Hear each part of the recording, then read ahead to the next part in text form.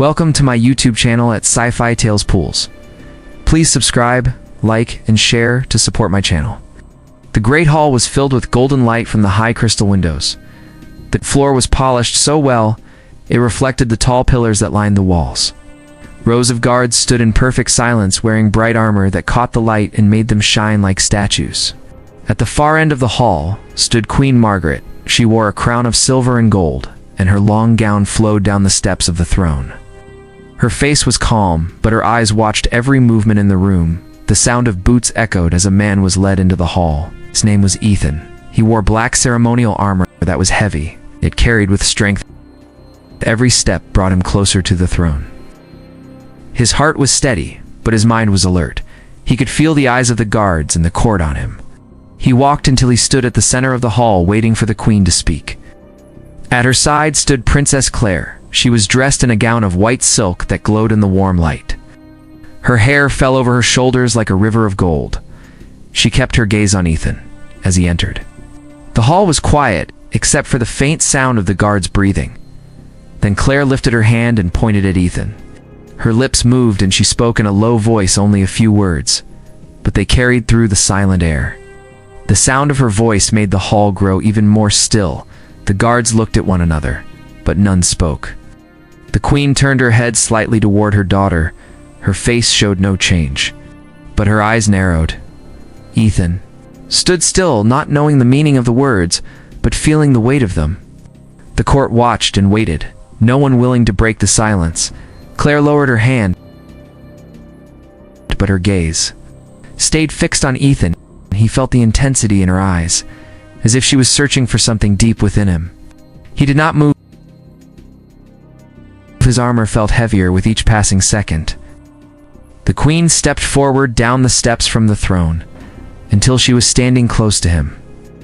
The light from the windows fell across her face, making the silver in her crown shine. The air in the hall was thick with tension. Outside the tall windows, the sky was clear and bright, but inside, the weight of the moment pressed on everyone. The guards remained still there, hands on the hilts of their swords. The members of the court stood in small groups, their eyes moving between the queen, the princess, and the man in armor. The queen spoke his name in a voice that was steady and strong. She asked where he had come from and why he had entered her court.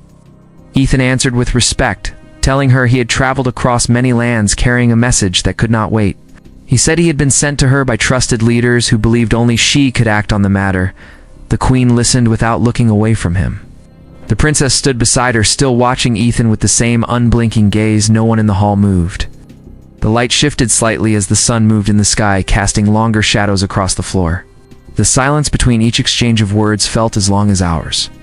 Ethan knew he had stepped into a moment that would change his life, though he did not yet understand. Finally, the queen turned to the court and told them that the man before them had come a long way with news of great importance.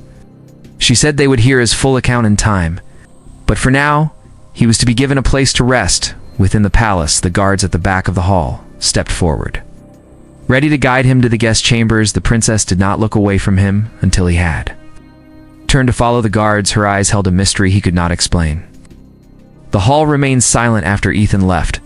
With the guards, the queen stood still for a long moment, as if thinking deeply. The princess lowered her hands and walked slowly back to her place beside the throne. Her eyes stayed on the door through which Ethan had passed. The court members whispered in low voices, but their words were lost in the vast space of the hall.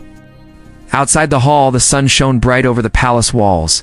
The guards led Ethan through long corridors lined with banners of past victories. The sound of his armor echoed against the stone walls. Every step took him farther from the throne room, yet the memory of the princess pointing at him stayed in his mind. He wondered what meaning her words held, but no answer came. The guards stopped at a large wooden door and opened it. The room inside was grand with high windows that let in the light. A bed stood against the far wall, and a table held fresh water and bread. The guards told him this would be his chamber until the queen called for him again. Ethan thanked them, and they left, closing the door behind him. He stood in the center of the room, looking out the window at the city below. Tall towers rose into the sky, and the streets were alive with people going about their lives. The sight was calm, yet his heart was not. He knew his journey had brought him here for a reason greater than he could see. In the throne room, the queen spoke quietly with the Princess Margaret. Asked her why she had pointed at the man, Claire replied that she knew him from visions she had seen in her dreams. She said she had seen him standing in the middle of a burning city, holding the royal banner while soldiers fought around him. In those visions, he stood firm when all others had fallen. The queen listened with care, but said nothing at first. She turned to look at the empty center of the hall, where Ethan had stood. She told Claire that visions could be powerful, but they could also be dangerous, if not understood fully. She warned her daughter to keep her thoughts to herself until the right time came. Claire nodded, but her heart told her the time was already near. As night fell, the palace grew quiet. Torches were lit along the walls, casting warm light across the stone floors. Ethan sat at the table in his chamber, eating the bread and drinking the water. He felt the weight of the day pressing on him. The faces of the queen and princess stayed in his thoughts, and the silent words from the hall echoed in his mind. Footsteps sounded in the corridor outside his door, opened slowly, and Claire stepped in. She wore a simple gown and carried a small lamp in her hand. She closed the door behind her and came closer. Her eyes were bright in the lamplight. She told Ethan that she had to speak with him away from the ears of the court. She sat across from him and spoke of the visions. She said they began many months ago without warning, and each one showed him in the same place at the same moment.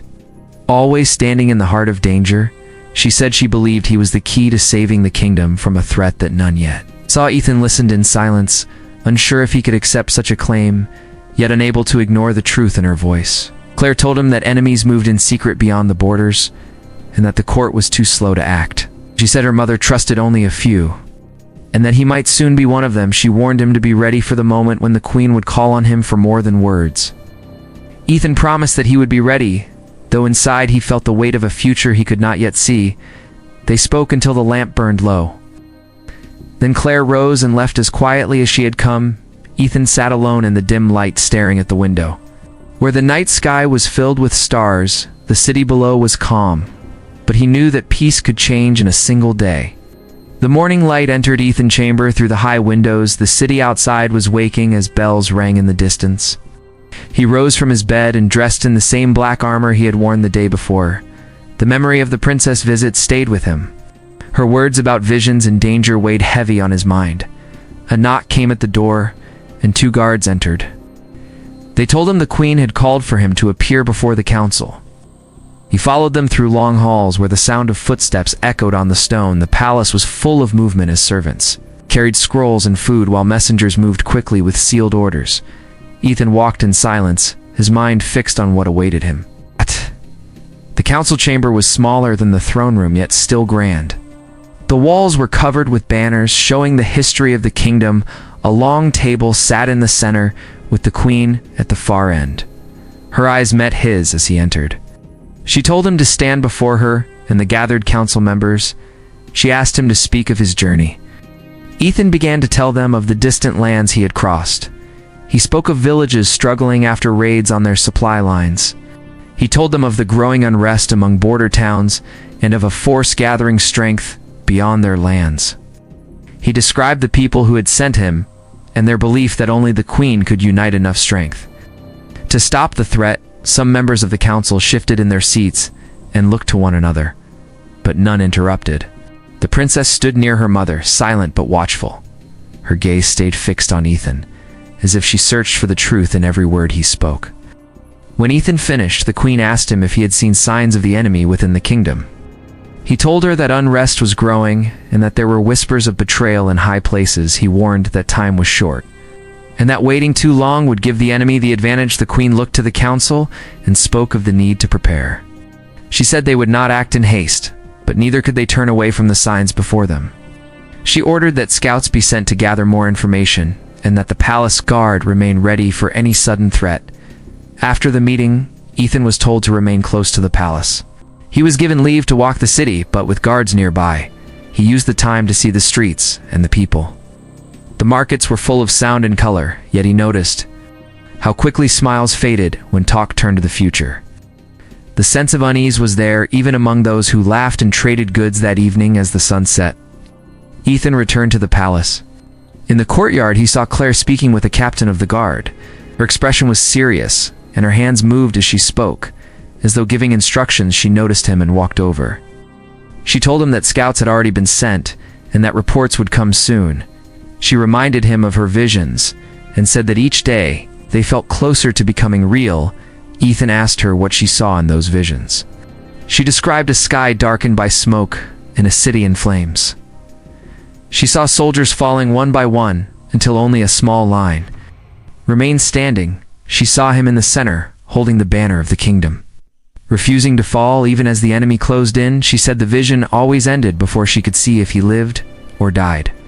Her words left a deep silence between them. They stood together in the fading light, neither speaking for a long time. Finally, she told him that whatever happened, she believed. He had been brought here for a reason, and that the reason would soon be known. That night, Ethan sat in his chamber looking out at the city lights. He thought of the faces he had seen in the market and the voices in the council chamber. He thought of the princess and her visions and of the queen who now seemed to be weighing his every word. The air outside was still, but in his heart he felt the wind of change drawing closer. The night was quiet in the palace. Corridors were lit by torches that flickered against the high stone walls. Ethan lay awake in his chamber, unable to rest. The words of the princess and the decision of the queen stayed in his thoughts. He rose and walked to the window. The city below was calm, but he felt the weight of danger drawing closer. He heard a soft knock at the door and turned to see it open. The princess stepped inside wearing a cloak over her gown. Her face was serious. She said she could not sleep and that she needed to speak to him again. She sat by the table and told him. The visions had returned stronger than before. This time she had seen the enemy inside the palace walls. She said the vision showed shadows moving through the halls at night, and the sound of steel before the cries began. Ethan listened without breaking her gaze. He asked her when she thought it would happen. She said she did not know, but it felt close. She told him that if the queen did not act soon, the danger would strike without warning. Ethan told her that he would speak to the Esquane at the first chance, but he feared the council would still doubt. They spoke for a long time, until the sound of boots echoed in the hall outside. The princess rose and pulled her cloak tighter. She told him to be ready for anything and left quickly. Ethan closed the door and stood in the quiet, thinking of her warning. The next morning the queen called for him. Again, she sat alone in the throne room, without the council present. She asked him to tell her what the princess had said to him. He told her of the visions and the warning of danger inside the palace. He told her that if the vision was true, they would need to act at once. The queen walked down the steps from the throne and stood close to him. She said she would prepare in secret so that no one who might betray them would know. Ethan was given a small group of trusted guards to command. He began walking the halls at night, learning every corner and every shadow. The days passed slowly, yet the feeling of danger grew stronger. The princess stayed near her mother in the day, but sent word to Ethan when she saw anything strange one night as the moonlight poured through the windows. Ethan stood in a long corridor with 2 guards at his side. He heard a faint sound from the far end. A shadow moved, then another. He gave a signal, and the guards drew their swords. The shapes came closer until the steel flashed in the dim light. The clash of metal rang through the hall. Ethan fought with steady force, each move made with purpose. His guards stood firm beside him. More shadows appeared from the side halls. The fight grew fierce, but the trusted guards did not break. The sound of battle reached the queen chambers, and soon more loyal guards arrived. Together, they drove the enemy back until the halls were clear. The bodies of those who had attacked lay still on the stone floor. Their faces were known to the courtmen who had served in the palace, but had chosen betrayal. The queen arrived with the princess at her side. She looked over the fallen, and then at Ethan. She said nothing for a moment, then told him that his presence had saved the palace from disaster. Claire stepped forward and met Ethan's eyes with a look that spoke without words. The vision had begun to come true, yet the battle for the kingdom was only starting. That night, the palace remained awake. Guards doubled their patrols, and every gate was watched. The queen ordered that the council meet in secret the next day. Ethan knew that the moment he had been brought here for was close. He sat in his chamber, sharpening his blade while the sound of guards marching filled the night air. The city slept, unaware of how close it had come to losing everything. The morning came with a red sky over the city. The queen stood on the balcony of her chamber, looking toward the horizon. The air was still but heavy with the scent of smoke. She knew the battle that had begun in the night was only a small part of what was coming. Ethan stood below in the courtyard, giving orders to the guard. His voice was steady and strong. His men moved quickly, preparing the gates and the walls for a larger attack. The princess came to stand beside her mother. She told her that the visions were still with her, and that the moment they had feared was now here. The queen placed her hand on her daughter's shoulder and told her to stay close. She said the court would be called together soon, and that Ethan would stand before them. As a commander, not as a messenger, the great hall was filled with the sound of armor and footsteps. The council gathered, their faces tense and pale. The queen entered with the princess and took her place on the throne. Ethan stood before them, dressed for battle. The queen spoke of the attack in the night and the betrayal from within. She told them that without Ethan, the palace would have fallen. She declared that, from this day, he would lead the guard and stand as the shield of the kingdom. Some council members looked uneasy, but none spoke against her word. The princess stepped forward and told them of her visions. She said that every vision had shown Ethan in the heart of the fight, holding the banner of the kingdom. She said she believed that without him, they would not survive what was to come. Ethan accepted the command and bowed before the queen. He then turned to the guards and gave orders for the defense of the palace. Walls were reinforced, gates were locked, and scouts were sent to the edges of the city to watch for movement. The people in the streets saw the guards preparing and began to gather in small groups, speaking in hushed voices. By midday, a messenger returned with word of enemy forces moving toward the city. Their banners could be seen in the distance. Queen ordered that the gates remain shut and that every man able to fight take his place on the walls. Ethan moved among the soldiers, speaking to them and checking their weapons. His calm gave them courage. The princess walked along the walls beside him. She told him that the vision always ended before she knew if the kingdom stood or fell. Ethan told her that no vision could decide their fate, only the choices they made now. He promised that he would fight until the last breath to keep the city safe. She looked at him with trust and nodded. As the sun began to set, the enemy reached the outer fields. The sound of drums rolled across the land. The gates shook as the first wave struck. The defenders held their ground. Arrows flew from the walls and the clash of steel rose into the air. Ethan moved through the fight with purpose, calling out to the men and standing where the line was weakest. The queen watched from the balcony, her heart steady, but her mind sharp. She saw Ethan lift the banner high as the enemy pressed harder. The sight of it gave the soldiers strength. They pushed back wave after wave. The princess stood near the queen, ready to run to the walls if needed. Hours passed and the battle raged on the ground outside. The walls was littered with the fallen, but the gates still held. As the night deepened, the enemy began to fall back. The defenders raised their voices in victory, but Ethan did not rest. He ordered that the walls be watched through the night and that no one leave their post. When the dawn came, the fields were empty. The enemy was gone. The queen stepped into the courtyard and called for Ethan.